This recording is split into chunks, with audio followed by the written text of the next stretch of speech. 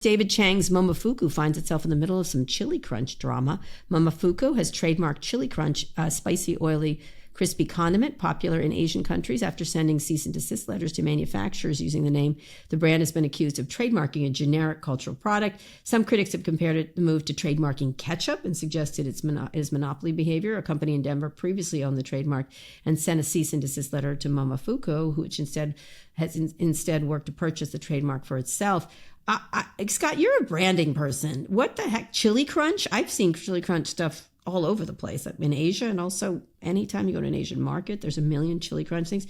This seems crazy for Momofuku and David Chang to do. He looks like an asshole. What are your thoughts on like this marketing thing?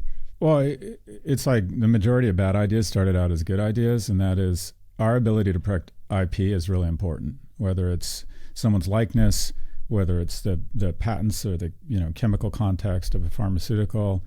America's innovation and our economy relies on what you would loosely call intellectual property protection and our ability to legally protect it. This has gone crazy. This reminds me of when Paris Hilton tried to trademark "That's hot." Oh, right. Yeah. I knew you'd be good at this. Go ahead. And someone said, no, you can't trademark this. So the reason why we have thoughtful judges in law and cases is that we can say, all right, there is a line here. Because what you have is it's been weaponized in the sense that these, especially big companies or well-resourced companies, send cease and desist letters to everyone for anything that smells of anything remote. And they use it as a means of suppressing competition.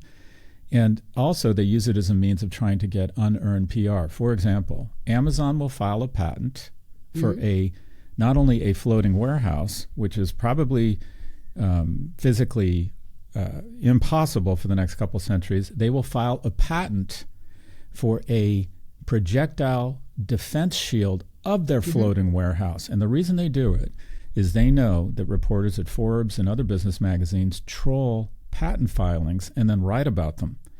So IP protection has taken on all this different nuance, including intimidation, including well-resourced monopolies. Because if you get a cease and desist letter and you're a small company, you're sort of inclined to say, am I really going to take on this well-resourced company, or am I just going to find another name?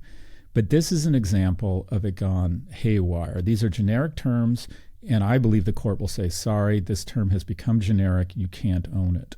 I think this is exactly why I want to talk about this. Even though people are sort of losing their minds on the internet here, it's really important what he's done here. And I agree with you. This is where do you think it's going to end up? It'll be dismissed. Meaning he won't be able to cease and desist them. This will be, as you call it, legal harassment. They'll say, you have no domain over this name, and you should pay back the legal fees for the people where you're creating, whatever you call it, superfluous or whatever the term. But it's an issue around the trademark office too, because I think he does own the trademark, right? He owns it. But if it's trademarkable. They'll that's say, right. okay, I can't believe he got the trademark at all. Right. So I just don't. I don't know.